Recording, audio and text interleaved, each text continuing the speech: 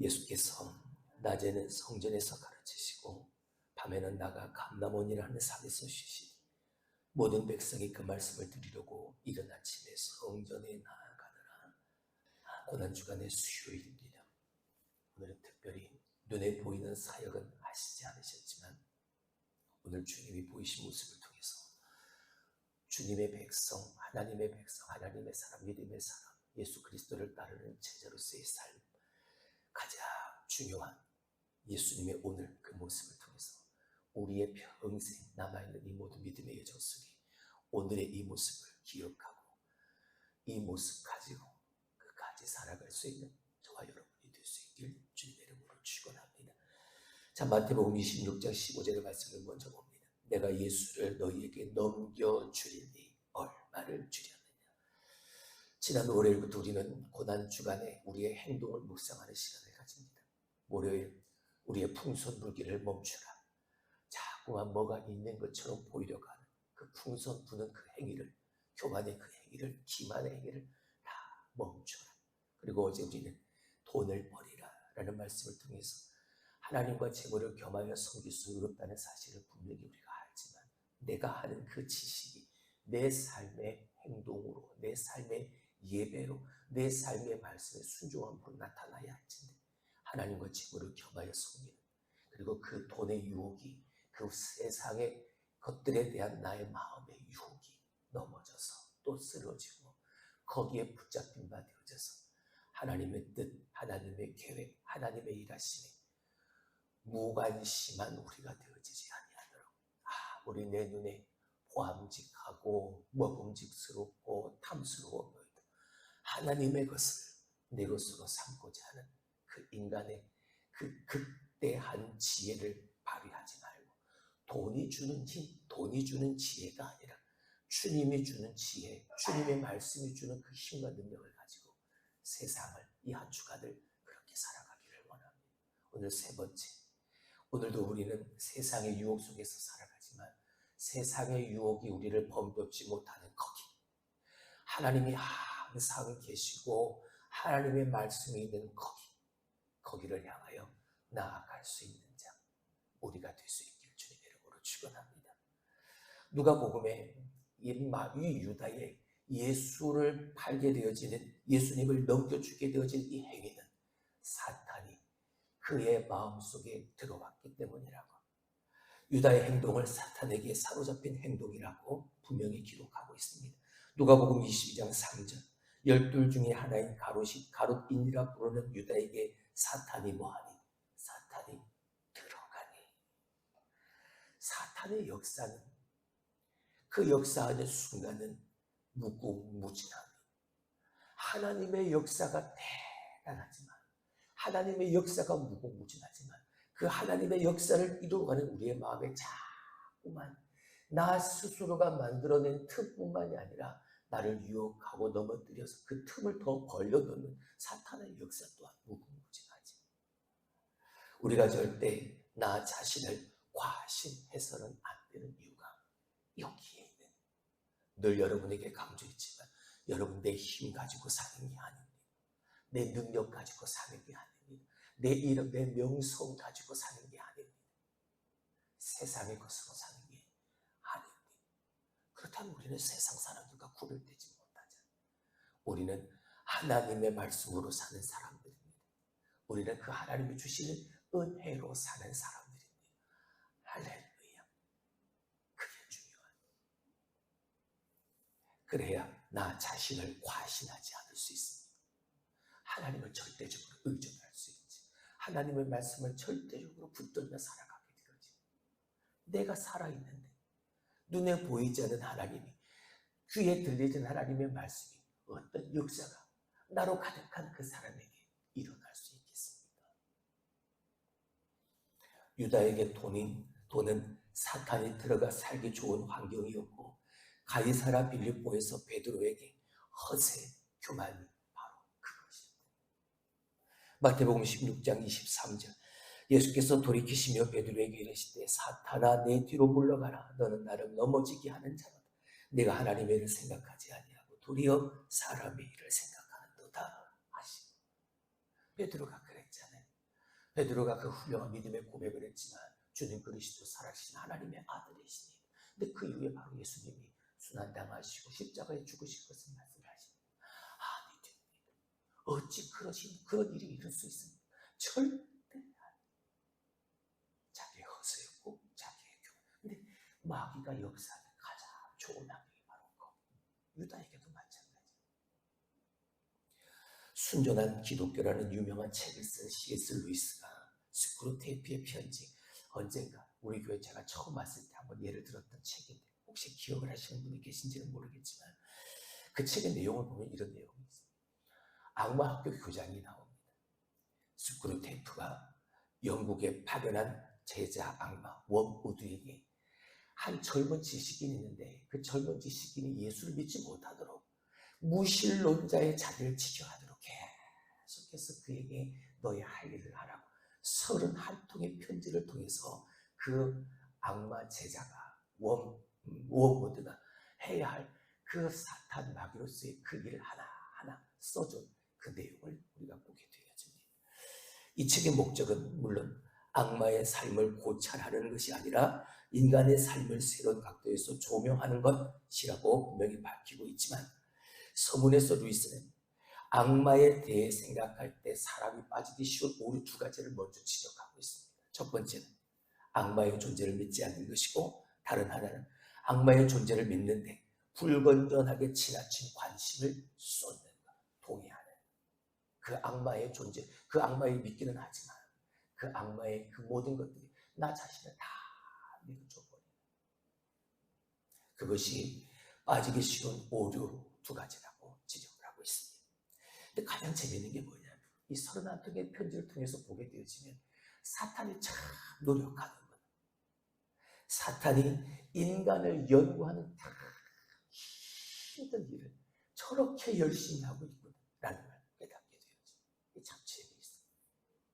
얼마나 사람들을 유혹하고 사람들을 넘어지게 하려고 그 기가 막힌 생각들을 해내는지 혀를 내두를 정도.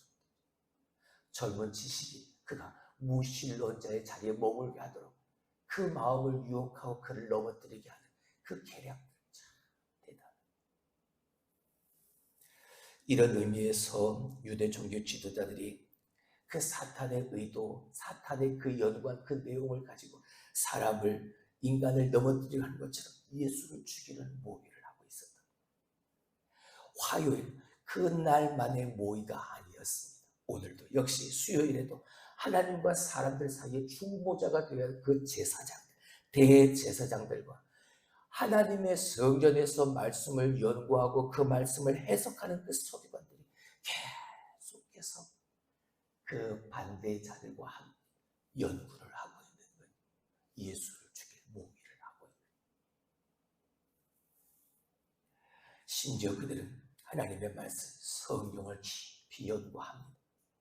성경에서 예수를 무너뜨릴 방법이 뭐가 있을까? 그래서 찾아낸 게 뭐였습니까? 십자가의 법이었던 거예요. 나무에 달린 자는 저주를 받는, 하나님의 저주를 받은 자는 그래, 이거다. 저 예수를 십자가에 못 박아라. 예수를 십자가에 못 박아라. 사람들을 충동질하고 사람들에게 예수를 죽이려는 연구였던 거죠. 수요일 고난주간 동안 눈에 띌 만한 사건이 없었던 하루지만 마치 그 잠잠함이, 그 고요함이 태풍이 눈 속에 들어와 있는 그 시간과도 같은 그 잠잠함이었던 겁니다. 조용했지만 여전히 음모는 진행 중에 있었고 배신은 꿈틀대고 있었고 보이지 않는 압박은 여전히 흐르고 있는 하루, 오늘 수요일이었습니다. 이렇게 상대적으로 조용해 보였지만 수요일 매우 급박한 하루였습니다. 누구에게? 예수님에게. 근데 주님 역시 그런 수요일, 어떤 수요일이요? 자, 밑에 4번으로 가시면 조용하지만 급박한 하루를 보내고 계셨습니다. 근데 사람들이 보이는 그들 나름대로의 조용하고 급박한 하루가 아닌 예수님이 오늘 조용하고 급박한 하루, 너무나도 아름다운 하루예요. 짧지만 아름다운 하루였습니다. 우리가 이 험난하고 위험스러운 세상을 이기며 살아갈 수 있는 방법을 우리에게 가르쳐주는 오늘 주님의 모습입니다. 본문의 말씀을 다시 봅니다. 예수께서 낮에는 성전에서 가르치시고 밤에는 나가 감람원이라 하는 산에서 쉬시니 이것이었습니다. 세상의 급박한 세상의 위험 속에서 우리가 끝까지 살아남고 이길 수 있는 비결은 이것이었습니다. 주님이 오늘 우리에게 그 모습을 보여주고 계십니다. 죽음을 앞두고 주님에게 임하였던 그 압박감을 이길 수 있는 방법 뭐였다? 마지막 순간까지 주님은 자기 자신에게 주어진 일을 끝까지 다 하셨다. 낮에는 뭐 하시고 가르치시고 밤에는 감람원이라는 곳에 가셔서 기도하셨다. 결승점까지 포기하지 않고 끝까지 달려가 결승점을 지났을 때 있는 힘마저 다 쏟고 최선을 다해 달려 그 결승점을 지나자마자 풀썩하고 다리에 힘이 다 풀려서 넘어지는 그 사람처럼. 근데 그 모습이 절대 추한 모습이 아니에요. 오히려 그 열심을 다하고 최선을 다한 마지막 순간까지 열심을 다한 그 사람을 향해 사람들은 박수를 쳐줍니다. 아름답기 때문이지. 경주자로서 달려가는 자로서 마지막까지 포기하지 않고 끝까지 달려가 결승점을 넘어서 그를 향한 사람들의 아름다움의 모습에 박수를 쳐주는 것입니다. 예수님의 아름다움은 이처럼 마지막까지 최선의 경주를 다하는 것, 여기에서 우리를 찾아볼 수 있습니다. 하지만 우리는 어떤가요? 우리는 조금만 어려워도, 조금만 위기를 만나도 모든 걸 다 포기해버리는 경향을 나타냅니다. 그러므로 위기와 압박감의 순간에도 평상심을 유지하고 매일을 살아갈 수 있는 것, 그리고 마지막 그 순간까지 원래 모습 잃어버리지 않고 그 과정 속에서 절대 호들갑 떨지 않고 살아갈 수 있는 것, 이게 중요합니다. 근데 그 모습이 어떤 모습이냐? 성전에서 가르치시고 밤에는 산에서 쉬는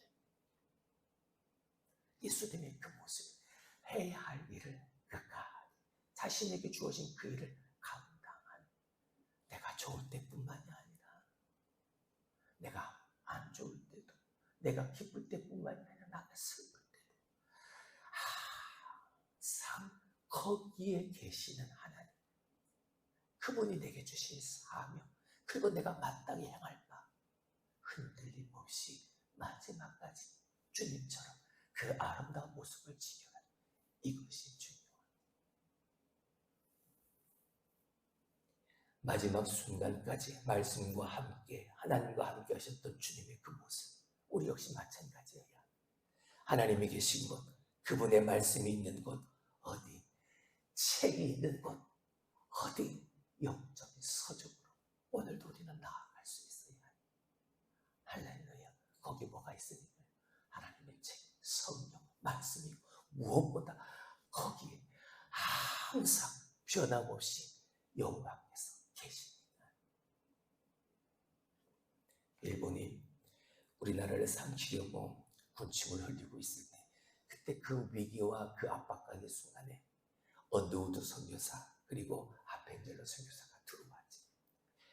이들이 들어와서 하나님이 그들을 보내서 가장 먼저 한 일이 무엇입니까? 물론 병원을 가장 먼저 세웠지만 가장 우선적으로 한 일은 학교를 세우고, 그리고 성경을 출판하고 책을 만들어낼 수 있는 출판사를 세우는 거죠. 먹고 살기도 힘든 바쁜 나라가 지금 그 다른 나라 때문에 다 무너지게 생겼는데, 하나님은 그 어떤 것보다 그 선교사들을 통해서 이 일을 하셨던 뭐예요? 하나님의 말씀, 영적 서적을 만드는 일이었다. 오늘도 우리가 가야 할 곳, 내가 머물러야 할 곳, 바로 하나님의 책, 하나님의 말씀, 하나님이 계신 바로 거기입니다. 수요를 생각할 때 놓치지 말아야 할 또 다른 한 가지, 감람원에서의 쉼이라는. 감람원은 주님이 생명을 걸고 기도하셨던 겟세마네 동산입니다. 떨어지는 땀방울이 핏방울이 되어질 거예요. 열심히 다해 생명을 걸고 기도하셨던 장소가 바로 거기. 거기서 주님은 하나님과의 깊은 만남, 교제를 이루었던 것이죠. 그 기도를 감당하셨던 것이죠. 말씀드렸지만 기도가 깊어지면 깊어질수록 그 기도가 쉼으로 바뀌어지는 것 우리가 경험하지 않습니까? 그러니까 감람원은 예수님이 하나님을 만나는 장소예요. 그리고 그 하나님과의 만남을 통해서 진정한 쉼, 그 죽음이 주는 십자가의 죽음이 가져오는 고난과 고통이 가져오는 그 압박감 속에서 벗어나 승리할 수 있는 진정한 쉼을 얻을 수 있는 바로 우리는 여기서 예수님이 기도하실 때 무엇을 얻으셨는지를 알 수 있습니다. 무엇을 얻었습니까? 쉼을 얻. 계속 앞으로 향해 십자가를 향해 나아갈 수 있는 힘의 원천, 하나님을 만남을 통해 그 쉼을 얻으셨던 거죠. 기도의 깊이가 깊어지면 깊어질수록 기도는 어느 순간 쉼으로 바꾼, 참된 안식으로 바꾼 평안한 거죠.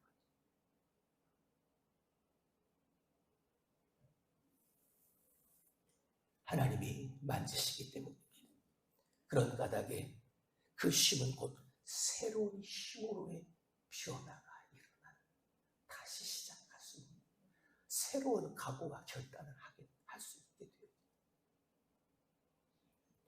극심한 고민 가운데서 기도를 시작하셨던 예수님이 담대하게 저 죽음을 향해 다시 걸어갈 수 있었던 그 힘의 원천, 하나님과의 만남, 그 쉼.